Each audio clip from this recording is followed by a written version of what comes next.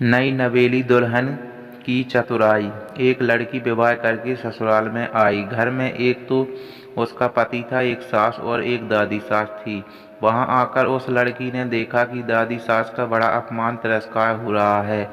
छोटी सास उसको ठोकर मार देती, गाली दे देती। यह देखकर उस लड़की को बहुत बुरा बुरा लगा और दया भी आई। उसने विचार किया कि अगर मैं सास से कहूँ कि आप अपनी सास का तिरस्कार मत किया करो, तो वह कहेगी कि कल की छोकरी आकर मेरे को उपदेश देती है, गुरु बनती है। अतः उसने अपनी सास से कुछ नहीं कहा। उसने एक उपाय सोचा। वह रोज काम धंधा करके दादी सास के पास जाकर बैठ जाती है, उनके पैर दबाती। जब वहाँ वहाँ ज़्यादा बैठने लगी तो सास को सुहाया नहीं। एक दिन सास ने उससे पूछा कि बहू, वहाँ क्यों जाती बैठती हो? लड़की ने कहा कि बोला, काम बताओ। सास बोली कि काम क्या बताऊं, तू वहाँ क्यों जाती बैठती है?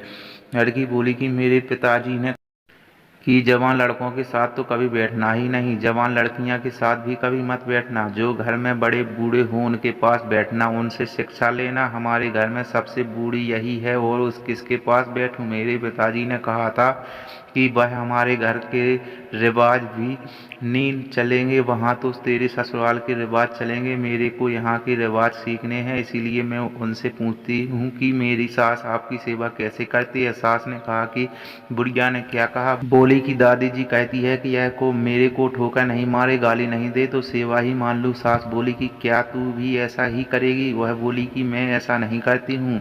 मेरे पिताजी ने कहा कि बड़ों से ससुराल के रीति रिवाज सीखना।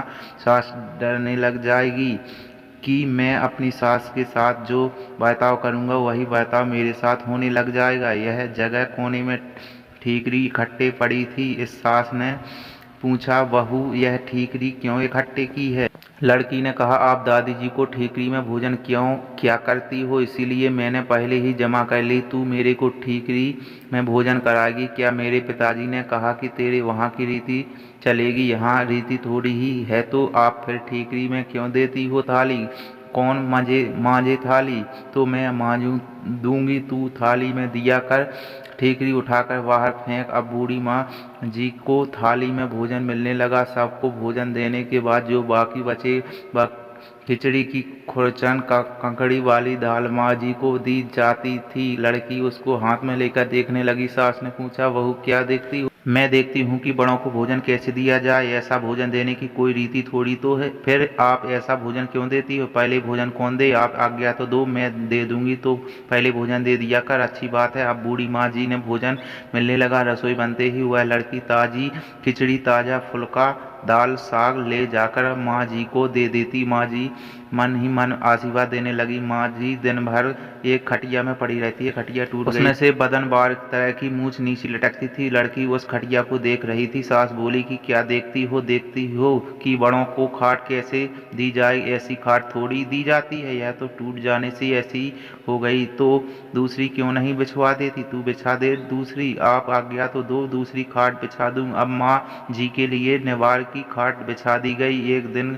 कपड़े धोते समय वह लड़की माँ जी के कपड़े देखने लगी। कपड़े छलनी होने रखे थे। सास ने पूछा कि क्या देखती हो? देखती हूँ कि बूढ़ों को कपड़े कैसे दिया जाए। फिर वही बात, कपड़ों ऐसा थोड़ी दिया जाता है, यह तो पुराना होने पर ऐसा हो जाता है। फिर वही कपड़ा रहने दो तू। अब लड़की ने माँ जी को कपड़ा, चादर बिछाने आदि सब बदल दिया। उसकी चतुराई से बूढ़ी माँ जी का जीवन सुधर गया। वह लड़की सास को कोरा उपदेश देती है तो क्या वह उनकी बात मान लेती थी? बातों का असर नहीं पड़ सकता, आचरण का असर पड़ता है। इसीलिए लड़कियों को चाहिए कि ऐसे ही बुद्धिमान से सेवा करें और सबको राजी रखें। दोस्तों, हमारी कहानी अच्छी लगी हो तो लाइक जरूर कर देना और चैनल को अभी तक आपने सब्सक्राइब नहीं किया हो तो सब्सक्राइब जरूर कर लेना और साथ में बेल आइकन ऑल पर प्रेस जरूर कर लेना, ताकि आने वाली इसी तरह की हर वीडियो की नोटिफिकेशन आप तक सबसे पहले पहुंचे। दोस्तों, हमारी वीडियो देखने के लिए धन्यवाद। मिलते हैं इसी तरह की अगली नई कहानी की वीडियो में। धन्यवाद। जय हिंद।